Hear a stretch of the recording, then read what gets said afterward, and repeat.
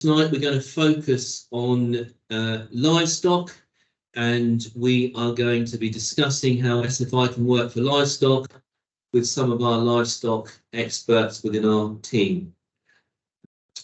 Just a little bit before we start, my name is Beeton. I lead our Future Farm Resilience Programme within Brown&Co. We will be recording this webinar, so it will be available to watch on catch up. We are encouraging as many questions as possible. We're running this as a group meeting as part of our project, and questions can be asked using the Q&A button, which is at the top of your screen. And if you click on that and post your question, we will aim to answer it as part of the discussion. If we don't get answers to all the questions during the presentation, we will follow up afterwards for everybody. Please don't use the raise your hand sign because that's not enabled tonight for us to answer questions. And the only way you can communicate with us is through the Q&A button. So we are going to run through the agenda tonight. It's going to be a few slides initially on the FFR project and SFI, and then we're going to get into the detail. And we're going to be joined by James Valentine and Hugh, who sit in our Leicester office, and Andrew Spinks, who's in our Norwich office. There is a QR code on the front page here, and please do hold your mobile phone up to that. That will take you directly through to the Brown&Co website, where you'll be able to sign up for free support, but also be able to find out more about the project and more about SFI, and we can then pass you across to some of our teams across the country, depending on where your local office is. This project is part of the Death for Future Farm Resilience Programme. It's been running for a couple of years. It runs for another year and a half, and it's DEFRA's project to support farmers as they move through the agriculture transition. So there's about a year and a bit left to get hold of this support. If you haven't already taken it up, please do so. And our offers and where we work will show on the next slide. So we're working across all the country. We're working with all farm types, and particularly with an emphasis on livestock across in our central and western reach from our offices. So we're working with 2,500 farmers this time, and we're still recruiting, and we'll be delivering for the next year and a half. So just a quick overview of our project. We have 6 different broad interventions here, ranging from a general business review, moving on to more detailed finance support, to then looking at technology adoption and collaborations. And one of the things we'll touch on here is share farming today for livestock. We're then looking at land and property with our planning teams to see whether any of those buildings on farm or there might be any planning potential. Then within our natural capital intervention, we're looking at a number of areas: woodland, agri-environmental schemes, and biodiversity net gain. And then in there, we've designed a new intervention that is around sustainable farming incentives. So this is the one that you can use to support your journey adopting SFI. We're also doing greenhouse gas footprints and also supporting tenant farmers as well. So on the specifics of SFI, SFI is the bottom tier in the ELMS sort of program. So the bottom tier is SFI. We had SFI 22, which was really around soils. This is now stopped and segueing into SFI 23. And we'll talk a little bit about the options in there in a moment. There is countryside stewardship that we believe will continue and probably adopt some of the more high tier options. We'll learn more about that early next year. And then the top level is around landscape recovery. And we're now into the second pilot phase. Applications are in. We expect there to be a third one coming up next year. Those are for larger, more connected schemes. So on SFI, to be eligible, you need to claim BPS in 22 or 23, have at least 5 hectares of land, and expect to have management control for the next 3 years. There are 23 actions in SFI 23. Applications are on the portal. There's a rolling application window. So that's different to stewardship. Payments are made quarterly, different to stewardship. Agreements are over 3 years. So we think there's a lot to offer within SFI. So last two slides before I hand over to my my colleagues. So far we've put quite a few SFI applications in, and what we've found in general, broad brush, that as an average, farmers are getting about 45% of their original BPS, which was £233 a hectare in 2020. So 45% from SFI. Those who've got stewardship and are putting SFI alongside or on top of stewardship, where allowed, are getting on average 88% of their BPS. So that's really quite encouraging.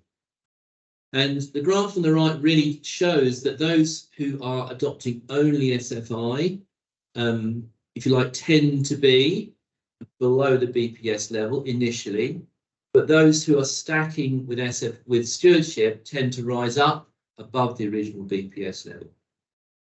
So lots more stats to come on this. I think our big message so far is that there's a lot of opportunity here for grassland farmers, more so than there was in previous stewardship. We won't go into detail on these. We went into detail on these on the first webinar, and please do look out for the recording for that. So 3 broad approaches. Land that is not cropped, which is on the left here. So these are your classical stewardship options. Land that is cropped, so therefore you can apply an SFI option alongside with underneath cropping the land. And on the right hand side there are various management based options that many farmers, particularly if you're already signed up for Red Tractor, will already be delivering. And it's picking a mix across those that suits your farm. That's the opportunity for all farmers. Within here there are a number of arable, particularly grassland options that we're going to talk about today. The next slide just sets out a broad view of how farmers might adopt SFI. So Farmer A. Farmer A wants to continue farming all of his land, so he doesn't take any land out of production. Farmer B takes out around 20% of his land, particularly those shaded areas, those funny shaped field corners, those really less productive fields that have been identified in the past, maybe from yield records or just from experience, and farms the rest. And Farmer C decides that actually he wants to put his whole farm into SFI. Those are broad strategies that we can talk through with people, each having different results and different income levels. And of course, Farmer A and Farmer B are producing crops or livestock for sale as part of SFI. So that's my scene setting, really. The next slide, I want to hand over to James. So James is going to get in more detail now into the specifics of grazable actions with SFI and management of grassland under SFI. James, you're most welcome. Thank you very much, Greg, and good evening, everyone. So, as Greg said, I'm James Valentine, Agricultural Business Consultants in our Leicester office. I'm joined with Hugh Roper here. So Hugh specialises in livestock. He's got a flock of sheep of his own, and he's done some quite interesting things with grazing sheep on various stewardship options in his flock. And then Andrew later on can talk about how he's integrating the environmental schemes with his herd of stabiliser cattle as well. So we've got some consultants with real practical experience on this subject as well. So I specialise more in the schemes with SFI. So we're going to just have a quick overview into the grazable actions in grass, because I believe they're really attractive and we can get a lot of our BPS reclaimed back through SFI without a great deal of input. So best way forwards I believe is to go with a case study. So if you go on to the next slide, please. So I've done an example 100 hectare grassland farm in this scenario. So we've got 40 suckler cows rearing the followers to finished, 300 breeding ewes, and then we've got 10 hectares of ridge and furrow grassland, which is a shine site, historical environmental features on it. And then the remainder of the grass is improved grassland with clover established in the ley already. And our farmer's aims in this scenario, he wants to reduce, or she wants to reduce artificial fertilizer use, improve grassland utilisation, improve the drought resilience, and also replace the loss of BPS with SFI. So actions to enter. So the main sort of headline actions under SFI, with our ridge and furrow grassland, we want to put that into a managed grassland with very low inputs. It pays £151 a hectare or £61 an acre for those of you working in the old scales. And it's really sort of one of the few limited options available on a historical environmental feature. So we get an easy win with that one. And then we go for our remaining 90 hectares of improved grass. We're going to have 35 hectares of legumes on improved grassland. The action code for that is NUM2 if you want to look it up later. That pays slightly lower at £102 a hectare, £42 an acre. And then the 5 hectares of the 4 to 12 metre buffer strips on improved grassland, IGL3, pays £235 per hectare. And then the remaining 50 hectares, we're going to enter into the higher paying Herbal Ley payment, SAM3 of £382 per hectare as well. So if we go to the next slide, please. So I'm just going to go into detail about what we can and can't do on each of those actions under the SFI. So managed grassland with low inputs, it's a grazable action. We can also mow that for conserved forage. We can't apply any artificial nitrogen to a low input grassland, but we can apply 12 tonnes per hectare of cattle farmyard manure or other animal equivalents, providing that the nitrogen requirements don't exceed that 12 tonnes a hectare of cattle farmyard manure. We can also, different to countryside stewardship, option GS2, we can supplementary feed livestock on there, so ring feeders, creep feeders, which is a real bonus under SFI for getting the same payment rate that we would have done in stewardship, but we've got that ability to have more sort of flexibility built into this scheme. What you can't do though, we can't cultivate and reseed the leys.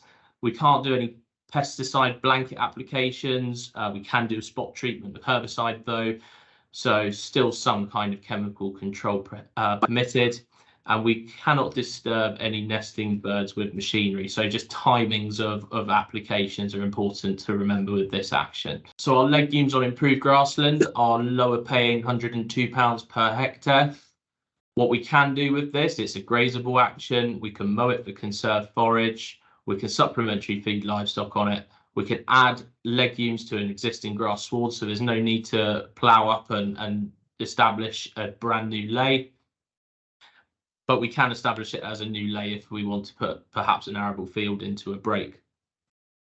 We can't excessively poach the land, which is sort of in keeping with GAECs from cross compliance under BPS, and we can't locate this action on a historic environmental feature, also known as a heifer. So the 4 to 12 metre buffer strips on improved grassland, we get a payment £235 a hectare. This is a really good payment to put in combination with our legumes on improved grassland, because we're more than doubling down on our income per hectare, and we can locate it on the same field. We've assumed 5 hectares on this, but obviously that depends on sort of field sizes and where your margins could and couldn't be located. We can't apply any artificial nitrogen fertilizers to it, and we can't mow it, but we can graze it. So anyone looking for sort of rotational grazing around the farm, this is a great action available so that you can sort of achieve an additional income through SFI. So the Herbal Ley, so the biggest payment of them all, £382 a hectare or £154 an acre. What we can do is we can graze it, we can mow it for conserved forage, we can supplementary feed livestock on it, and we can add legumes and herbs to an existing grass sward, or we can establish it as a new ley. And we can also apply artificial nitrogen fertilizers and manures to it. And this is a really sort of quite an interesting option, because we've got the legume nitrogen fixing of the legumes, providing sort of a reduced nitrogen requirement from existing grass leys in comparison. And we've also got sort of the payment for having flowering herbs and a sort of diverse sward of species as well in our grass. So what we can't do is excessively poach the land. It's recommended to rest the lay for around about 5 weeks to allow the flowering species to open. This is usually done in about late May, and we can't locate this on historic environmental features as well. So what does that add up to? Our totals. So we've got our 10 hectares of our managing grassland with very low inputs. Our legumes on improved grassland, 35 hectares at 102 per hectare. Our 4 to 12 metre buffer strip, 5 hectares, and our herbal lay across 50 hectares. That in combination with our SFI management payment, which is £20 a hectare, capped at £1,000, which we get every year just for having an agreement. That will sort of have a total income after the establishment costs of the herbal lay, which we're budgeting in this case study farm at £2,500 per year, will give us a net SFI income of £23,855. And that boils down to £238 a hectare or £96 per acre. So in that scenario, in comparison to BPS, which was originally in 2020, £94 an acre, we managed to replace 102% of our BPS with SFI. And we're still grazing, we're still producing food off of the land. And there's also further actions that we can consider, such as the hedgerow actions on that farm, potentially, management plans as well, such as the nutrient management plan and the testing soil and sampling for organic matter. So if we could go to the next slide, please. I'm going to hand over to Hugh, who's going to talk a little bit about what arable actions there are under the SFI that livestock could be integrated into, and how that works, what potential sort of grazing strategies there are, the pros and cons of each, and then we'll take it from there. So Hugh, the floor is yours. Thank you very much. Hugh, sorry, Hugh, just before you start, apologies. Can I just, this is a question just come up for James, really, which was just, would your plan require any degree of destocking? No. So we're hoping that sort of with the farm can carry the amount of livestock that it's got already. So that's why we've built in, rather than putting the whole 90 hectares to herbal lay, we need to rest that herbal lay for 5 weeks. So that's why we've kept sort of 35 hectares aside into the legumes on improved grassland, where we can carry that stock across.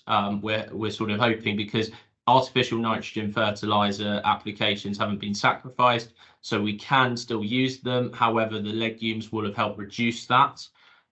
We're sort of very much of the opinion that we will sustain the livestock numbers on that wholly.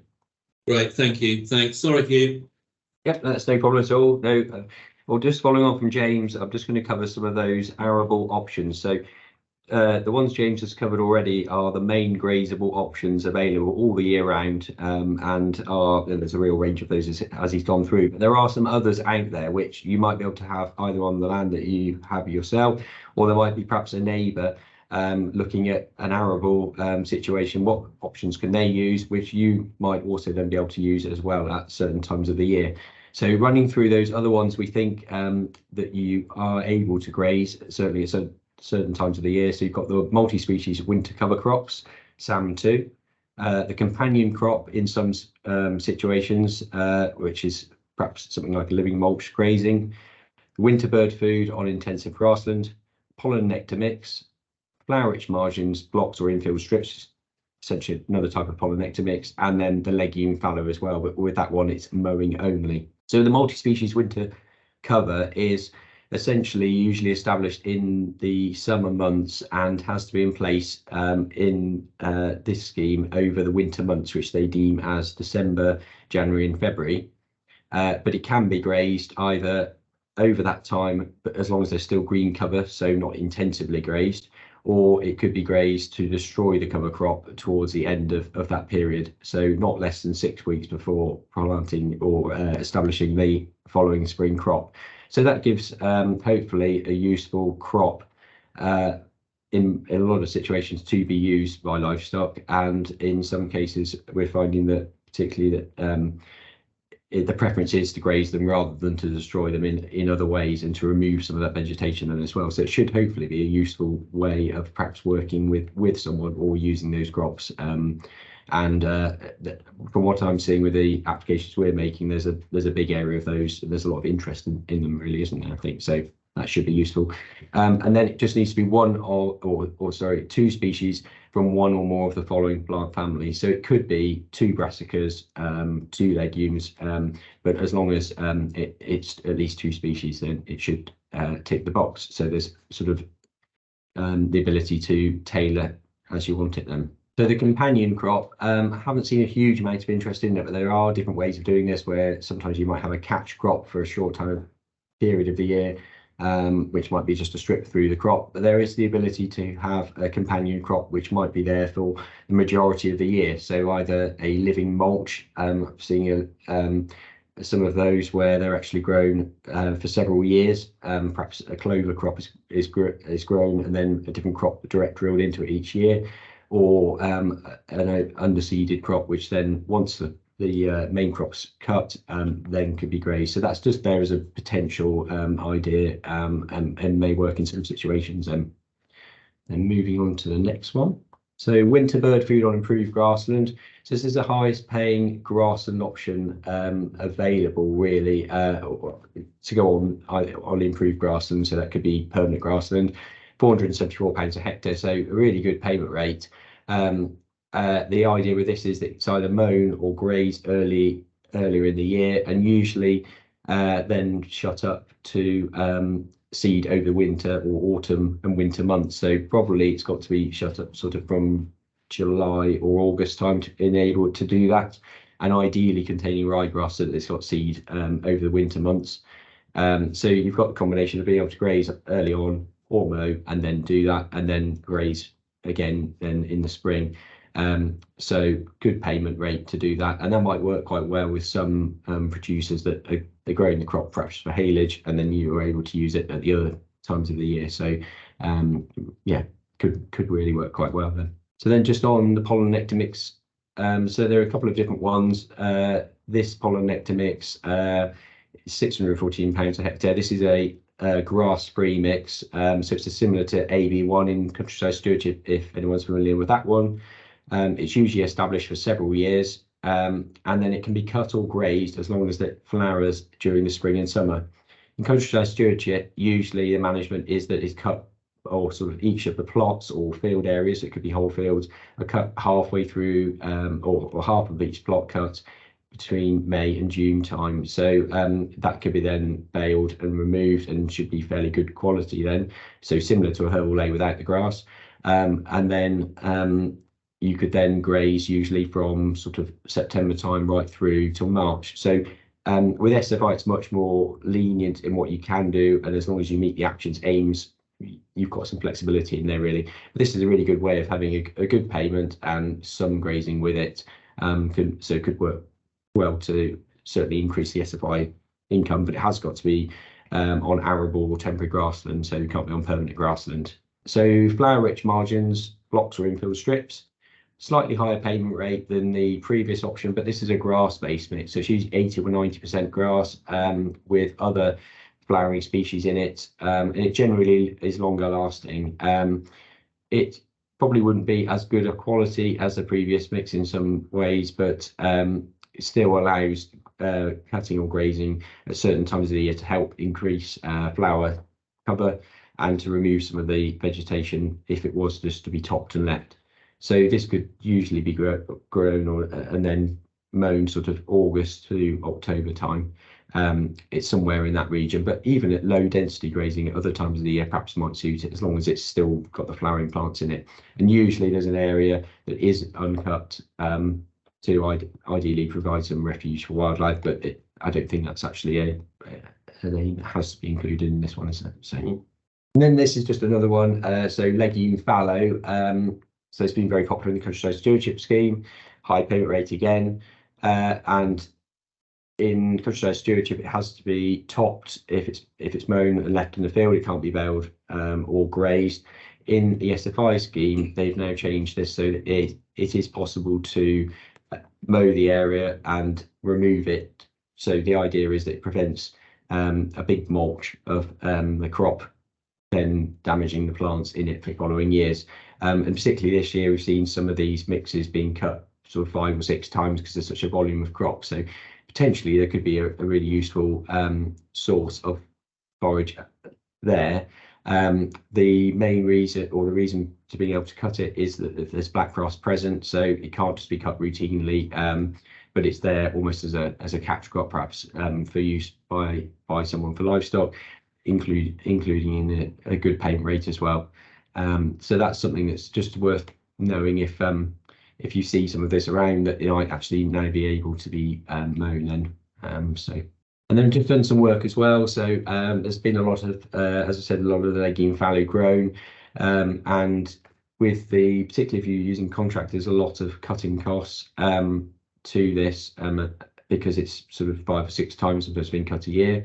The possibility, the other way we've looked at things is, could you grow the Herbal Ley? Although it's much lower payment rate, you could get grazing income from that. And then also have much lower maintenance costs if, for example, you had a joint venture with a local livestock farmer. And we're looking at fairly similar income levels from that, plus you're additionally getting manure back on the farm. And so it could work really well, actually. And I think there might be more of this now, really. So it's just something to be worth thinking about, either on your own land or suggesting to others as well, if you want to look at doing something like that then. Because what we've seen as well, Hugh, is a lot of people have been excessively topping Legume Fallow to keep on top of blackgrass setting to seed. Yes. And that has meant sort of the annual maintenance costs have gone really quite high. So we've got in this figure sort of £100 a hectare, because we've seen farmers, needing to top their Legume Fallow 3-4+ times per year. So that's why that's so much more than the Herbal Ley. And then the action establishment costs at 125 a hectare, because Legume Fallow is a 2-year ley, whereas with Herbal Ley we can spread that cost over a 3-year ley or a 4-year ley, dependent. We've gone for a 3-year ley on this. Because that would be the duration of an SFI agreement.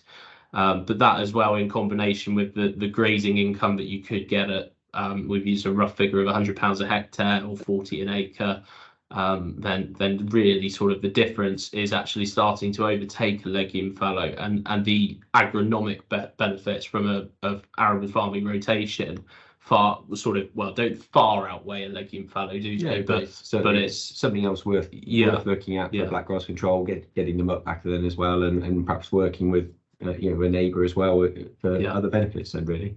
I think so. Yes. I'll just ask a couple of clarifications, I think, if it's okay. So either Hugh or James, I think there's a couple of points here worth emphasising. Some of these options open up now in SFI, they haven't done before, under improved permanent grassland, and that's different from low input grassland. I wonder if you might just talk a little bit about how to assess whether grassland is improved or not. That's the first question. And then the second one is really around the way that the IGL2, as an example, it was ryegrass seed set in stewardship, it's now winter bird food in SFI, how the emphasis is on the farmer to ensure there are seeds in the winter, so I don't cut too late.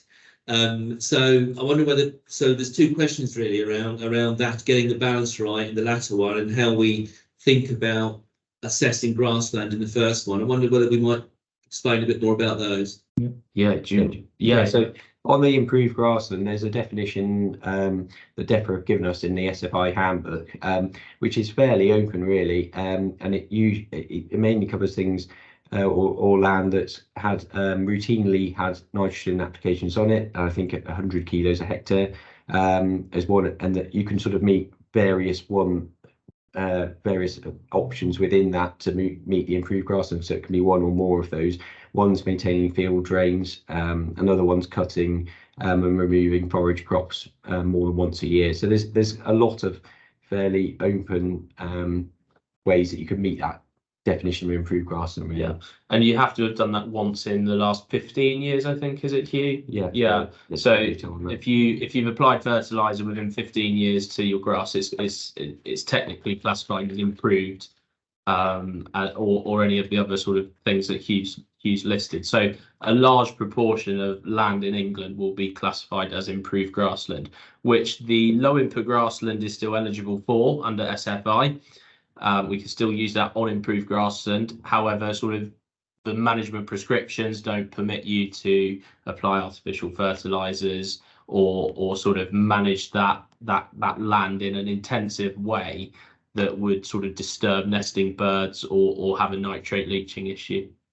So stuff that shouldn't be in there would be stuff that's got a particular habitat designation, where species-rich grassland, those sorts of things, will always stay within low input grassland. Yeah. Yeah, correct. Yeah, Yes, because it would be a designation of the triple SI. Yeah.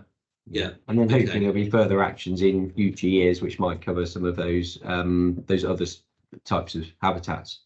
Yeah. Yeah. I think we heard the Def around a webinar yesterday on similar. They hinted that I think, didn't they? There might be an SFI 24, maybe some more expansion of options for low input grassland. Yeah. Yeah. Okay, cool. And just on the IGL2 one, just to make the point around the emphasis on not cutting too late, so that you do deliver winter bird seed. And I think that's something just to be aware of. So I think hay cuts, anything much beyond when? End of June, middle of July latest, I'd have thought. Yeah, agreed. Yeah, agreed. Yeah. And Okay. for whatever reason it doesn't set seed to winter bird mix, then that would, you'd need to notify the RPA that you haven't managed to meet that action's aim, and that could result in a reduction in your SFI payment as well. Okay, so just a couple of points to be aware of. Great, thank you. We're going to hand over to Andrew, where he's going to talk a little bit about grazing cattle and how sort of timings work around sort of these various SFI actions, as well as sort of the things to look out for as well. So, Andrew, over to you. Okay, good evening, everybody. Thank you, James and Hugh. Yeah, I'm Andrew Spinks in Norwich, in the Norwich office of Brown&Co.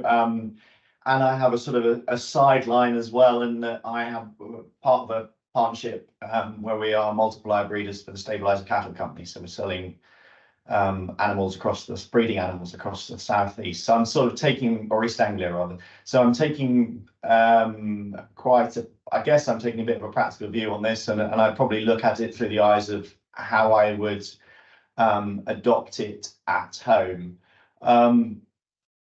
So in terms of grazing strategy, obviously we've got one or two options shown here on the screen, and we've got strip grazing, paddock grazing, and I think from the perspective of an arable farmer, one of the most important things is making sure that the soil is in good heart once you've left.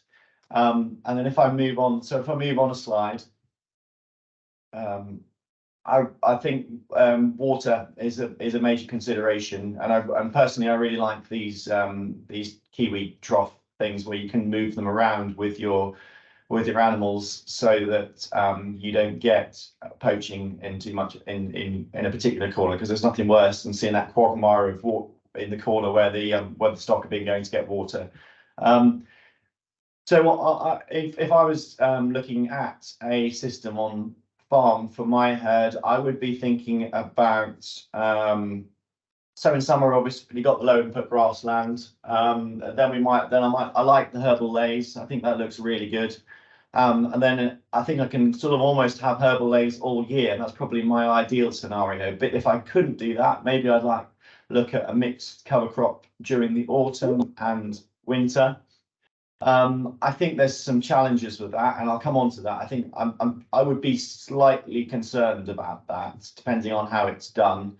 And then coming into the spring, I think Improved Grassland 2, which is the one we were then talking about with the ryegrass seed setting, is quite interesting in terms of being able to having something to feed early on in the spring, maybe even calving on. You might even look at this effectively deferred grazing, that sort of thing, before going back into SAM 3. But as I said, I think SAM 3 is probably the one I really like. So if we're going to go on to the next slide, please. And hopefully you can all see this. I apologise, there were some sort of smaller numbers on here.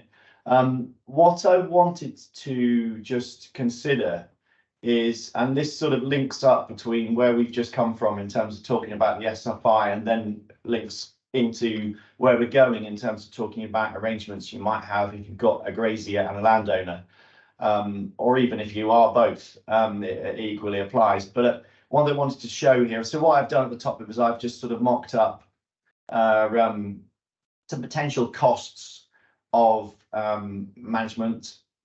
So we've got crop establishment for a forage crop, which I'm sort of assuming, and I've got a forage crop, and then I've got a forage crop with the SFI in, and then I've got a sort of a mocked up cost of stock management. So I've just put in a cost for management per day.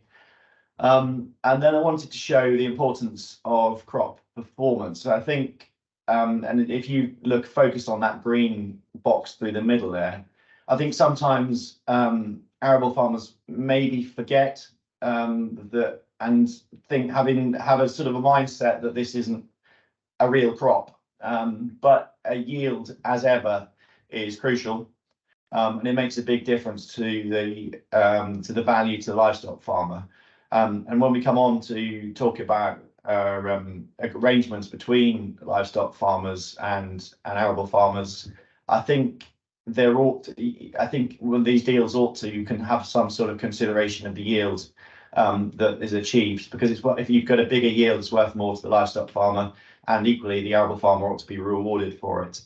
And the calculation in front of you is quite is a bit rough and ready, I guess, but it's quite. I actually sat down and thought about this, and it's quite difficult, especially when you're looking at a mixed crop, to try and do any of these sort of calculations, because if I put 8 different seeds in the ground in August or September, and I then going to expect to go and graze that in October, November, I don't really know what I'm going to get, because each year is going to be different. I'm going to get different crops. I think that, and maybe it's a point for discussion, but I think that we're going to get different crops, that different proportions of the crop grow through according to different year, and even across the field we're probably going to get different proportions of the crop. So when we come to look at a cow, for example, I'm all about breeding cows and all this sort of stuff, so that's probably where I lean to, and we're looking at what her energy requirement is over the winter. We know what we can calculate that, but it's quite difficult to then put them into a mixed cover crop and work out what she's getting and whether she is getting enough, so that when you come to carve her in the spring, she's in the right condition. So it could be quite easy to get her too fat, or it could be quite easy for her not to be in good enough condition. So I think there's some quite interesting thought processes that we need to think quite carefully about in terms of, especially in a mixed cover crop. You might say that, okay, we could put finishing animals on, or store animals on there, which probably is it's probably it's the easier option. But I think we also need to have a note of caution in there, because when if we're talking about putting a crop in August, September, and we want, as an arable farmer, we want to build biomass and root to do what it's meant to do in the soil, then you're going to have quite a big component of brassica in there, because brassica is going to grow at that time of year to a greater extent and longer into the winter than many of our other crops. So we have just got to be careful that if we're going to go and graze brassicas, that there are a number of health implications from that, and you can because they can have too many, and you can get some toxicity. So I think there's worth just thinking about there. So key points, I guess, yield is really important, and that needs to be reflected in any arrangement between two parties, in my opinion. And I think there needs to be it's not a case of just putting those animals onto that mixed cover crop and letting them get on with it. I think there is some quite careful management needed there, and something in which actually, as we go through this process over the next few years, we might learn a bit more about. Next So Andrew, just for clarification, your lowest cost per head per day of 56 pence. Yeah, Yeah, it's from what system? It's from a forage and SAM2. It's forage with SAM2, yeah. So it's the SFI. The SFI brings the cost down, which is yeah, Okay. obviously. But I just wanted to illustrate you've got the yield is quite important still, because we would expect Sure. you can quite quickly get to Okay, so I've done the same exercise with a Herbal Ley.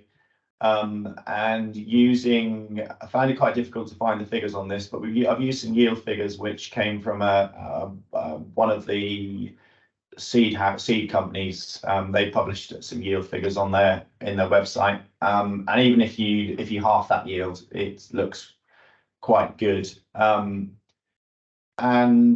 I think the only point out of this was that I think Herbal Leys is a better option than SAM2, maybe. I don't know, point for discussion, I guess. It's potentially bigger yield. It's cheaper, more management cost there because the yields, and they're spending longer on a area of ground, so you're going to have more time spent there. Thanks, Andrew. There's quite a lot of detail there. So if anybody wants any more detail on that, and Andrew's gone into a fair bit of detail on the calculations between the different options, then do get in touch. Just on the fertility question, you mentioned on health actually with brassicas. There's a question that's just come here about fertility with clovers and sheep as well. I didn't know whether, Hugh, is there anything you might touch on just while we're on that theme? Yes, I've been asked quite a few questions about red clover particularly and the effect on fertility in ewes. I think a lot of if you sort of see some of the seed catalogues, they often advise not grazing that option before topping ewes something like 8 to 10 weeks beforehand. I think a lot of I think there's more research being done on it now because there's so much the sort of type of crop going into the ground. Some of the research I have seen that sort of looked at the effect on fertility was carried out in New Zealand, and ewes were grazing high levels of red clovers and varieties that perhaps we won't be using here. So it's something certainly to watch, but it's not. I've not seen a problem in some cases, but it's something just to think about. I suppose with these Herbal Leys, particularly with the SFI scheme, there's not a requirement to have red clover in them, I think, whereas there is with GS4 in controlled stewardship, but there are other mixed species in there as well, so it's not as though they are eating 100% red clover. So but it's something to certainly think about, and there are some other health implications as well with grazing them, because they're usually rotationally grazed, usually quite large levels of crop for the animals to intake. So just there are some sort of other problems that can sometimes be caused if they are solely on that crop, rather than having any sort of run back area as well. So it's all sort of learning as people go along, I think, really. Yeah, thanks. Andrew, just to go back to yours, I think just looking through your table here, and there's obviously a lot of data and a lot of technical thinking in here, and so a technical approach to beef production I think is really interesting, and learning how SFI can support that and bring down those overall costs seems to be important as we move forward. Hopefully for all of the Arable audience in this call, we've still got your attention. So if you're sort of watching this and thinking, oh, this is great, we can get livestock, organic matter back into my arable rotation, maybe through a Herbal Ley as an alternative to a Legume Fallow. The next question might be, how do we do this? So we've got a couple of sort of agreement mechanisms that we're going to just discuss and run through in this call to just sort of make you aware of what sort of is what we know works, is tried and tested as well. So the first one we've got is a grazing and mowing license, or other people may know this as grass keep. It's an annual license fee which is paid directly to the landowner at an agreed rate. So the grazier is buying the crop off of the farmer, and he maintains sort of management control of the land throughout the year. So it's paid at a fixed rate to him for the privilege of that grass. Then the next one we've got is a share farming agreement, which is where it can get a little bit interesting. So this is a joint venture arrangement between landowners and a livestock farmer. It's riskier because the risk is shared, but it's potentially more financially rewarding. So if we can go on to the next slide, please, we drill into a little bit more detail about this. So it typically involves a percentage profit split or a predetermined monetary value, or say a fixed rate, and then a profit share as well on top. So an example would be the arable farmer. He will provide the grazing land, whether that's a herbal ley as a break crop, or whether it's the multi-species winter cover, etc., that we've covered, and he invests 50% into breeding ewes. Okay, and then we've got a shepherd that comes along. He'll provide the labour and machinery, and the remaining 50% of the ewes. So the net profit and loss after all of the costs, including SFI income as well, can be shared 50-50 between both farmer and shepherd. There are risks, obviously, market fluctuations, disease, adverse weather conditions, but they are shared between both parties. So if in a good year, both get rewarded, in a bad year, that risk and that potential for a loss is shared between both. So we've got the benefits, of course, is the sort of agronomic benefits to an arable farmer, but they've also got the benefit of sort of no additional labour requirements for livestock husbandry because the shepherd has taken that off of their hands. So they're going to get all of that benefit without the need for sort of having to learn a new skill in livestock husbandry if they don't already have it. And then we've also got the benefits to the shepherds. So there's a reduced capital requirement for them. And there's also this opportunity for rapid flock expansion, because if the Herbal Ley does replace Legume Fallow on a large proportion, there's a huge area of England that is in Legume Fallow at the moment. So there's a real opportunity to really expand livestock enterprises for those sort of willing to get out there and grab it. We've obviously got the additional income from SFI and the grazing license fee, or the profit share from a share farming arrangement. It maximizes the land utilization, where we can sort of find marginal bits of land that may not be very arably productive, and we can put that into an SFI action that could be grazable. We've got sort of organic matter gains with that, and that in turn sort of results in a better drought resilience and improved nitrogen efficiency, sort of lots of research behind that. And then we've also got sort of the ability to have a natural destruction of cover crops by grazing, and that can actually lead to a cleaner field, reduce your input requirements from having to top the cover crop, and then sort of go straight in with a spring crop. It also helps with weed control, as we've sort of brushed on with blackgrass control versus sort of Herbal Ley versus Legume Fallow.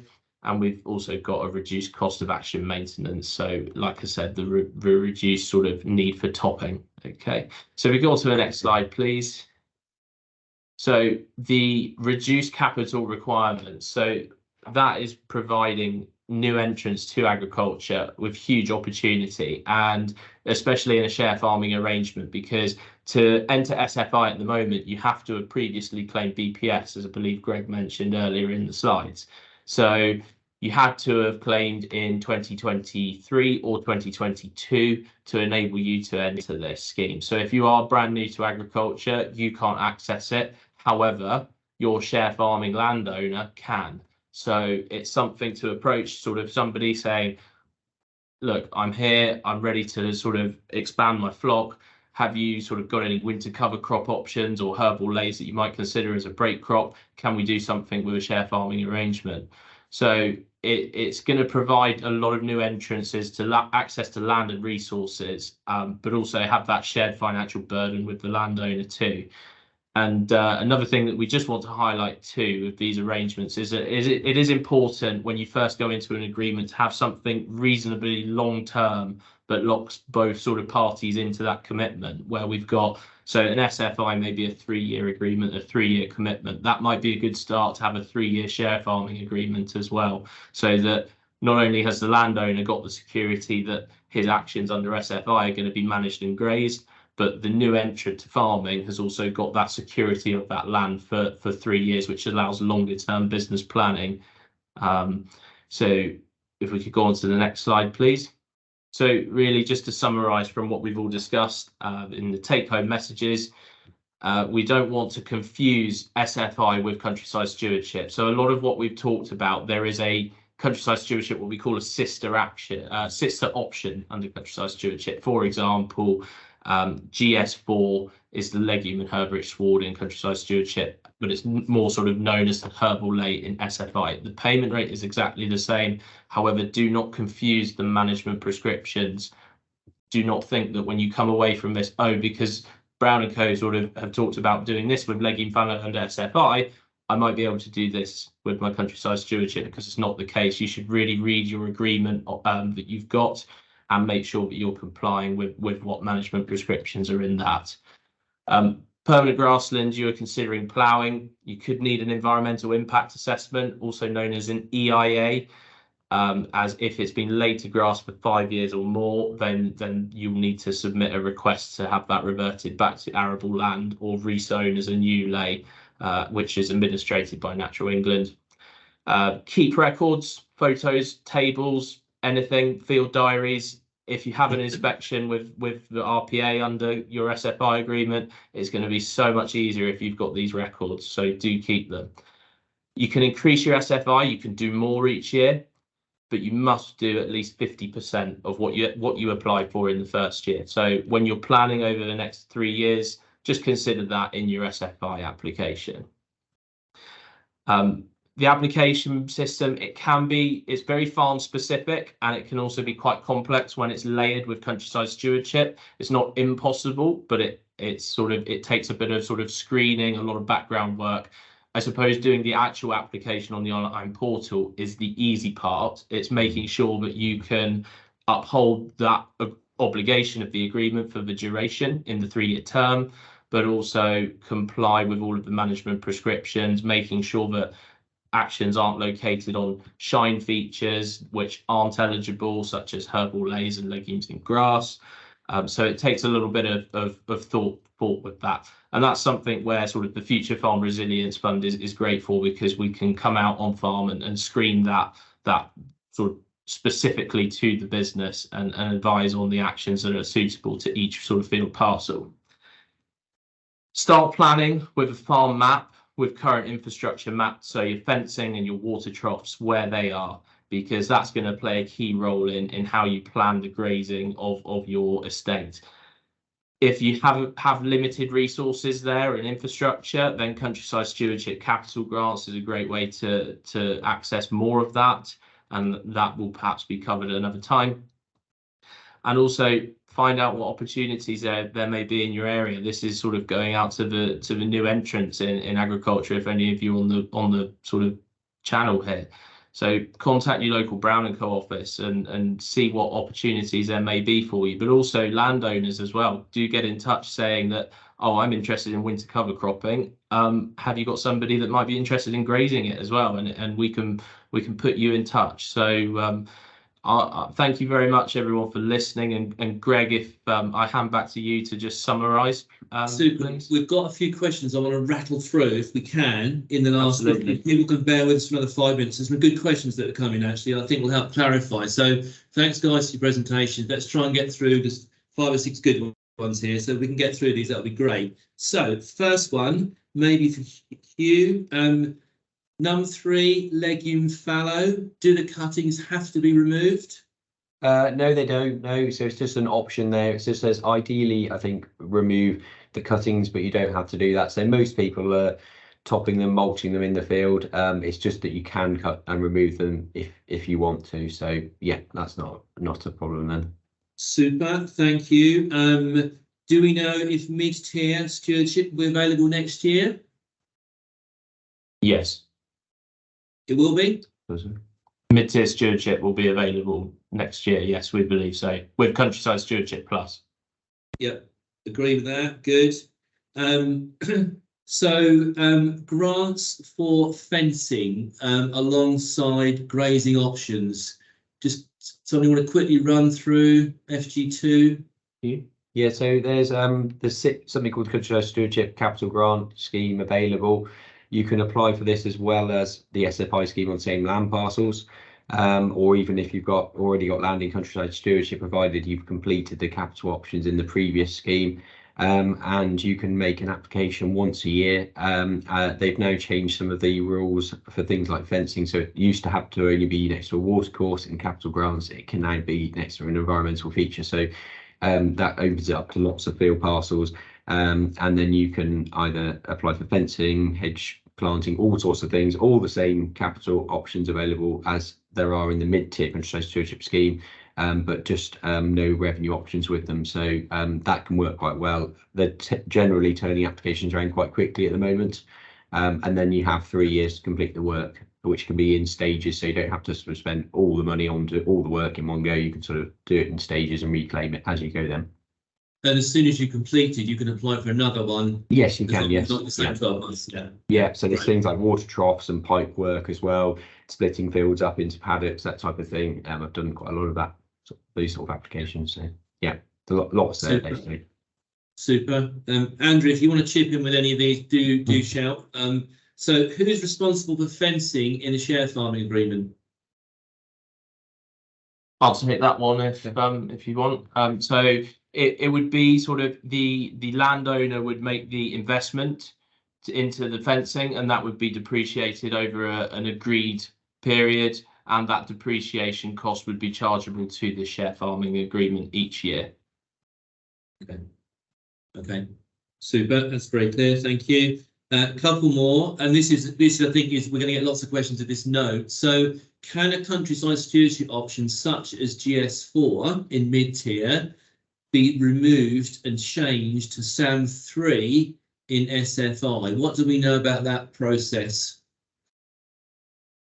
Yeah, so in theory it should be able to be, because we knew that when we were applying for countryside stewardship schemes in the last 2 or 3 years, that there was going to be something coming along the environmental land management scheme, which SFI is part of, and that there wouldn't be a disadvantage if you applied at that time for countryside stewardship and wanted to be able to change to SFI. At the moment, there's no mechanism in place to be able to do that, but we have been told that's coming soon, and then you should be able to swap between the two then. And as we've said, the management prescriptions are much less onerous then as well. Yeah. So that is coming hopefully. And I think the whole sort of ambition is around flexibility between schemes and to segue options across where it makes sense to do so. Yes. Yeah. Okay. And there's a last question which is on a similar theme, which is around countryside stewardship offers that are coming through at the moment, and we do a lot of countryside stewardship, there's a lot of offers coming through at the moment. Those that were made prior to us understanding the detail of SFI, as quite a lot of them were, yeah. Do we have scope to pull options out? What's the mechanism for that? What's the Brown&Co view on that? Yeah, so yes, it's possible. You would need to request an amendment to your agreement, and that's obviously something that we can help with. You can do that at the offer stage. So a lot of the offers coming through now, and you've got the ability to reject them, but rather than rejecting the whole agreement, to perhaps reject parts of the options that are in there if you think you won't want to claim them at all, or as James said, amend after agreement's live then. Yeah, brilliant, super job. Right.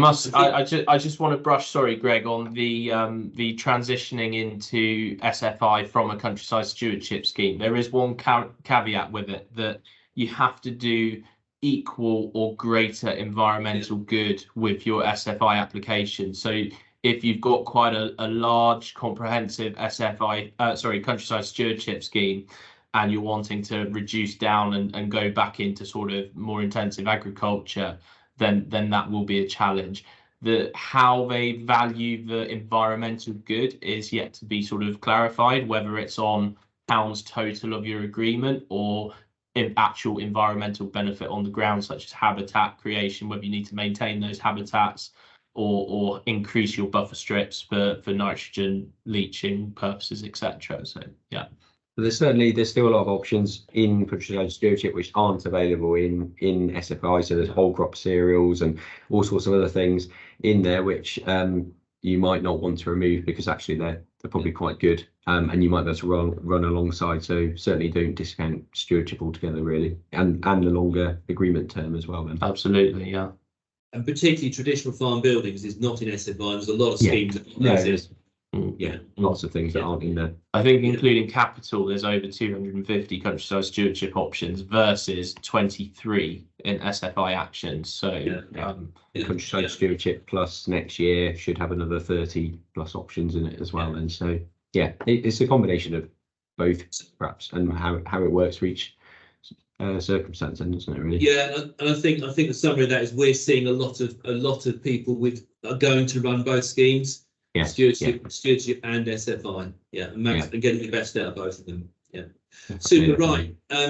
We could talk a lot. I'm sure there's a lot to talk about. Any last comments, Andrew, Hugh, James, before I draw a conclusion? No, nothing from me. Thank you. No, thanks, Good. Greg. Thank you. Well, thank you all very much. I think we've talked through a lot. And there's been some great questions as well. So thank you everybody for participating. Do get in contact with us. Those of you who haven't signed up for either the DEFRA programme, or even if you just want outside of that advice and support on SFI, do get in contact with us. We'll be very happy to help. We'll be running another webinar in January, and there we're going to be looking at, with hindsight of the first couple of months of SFI, going through some of the snags, the challenges, the shortcuts, the ways to get the most out of it. And we're going to be running that at some point in January, where we can pull together some of our learning over the last couple of months. So thanks everybody for attending. We'll send around a link for the recording at some point over the next couple of days. And we look forward to catching up, working with you as many as possible. So thank you all very much.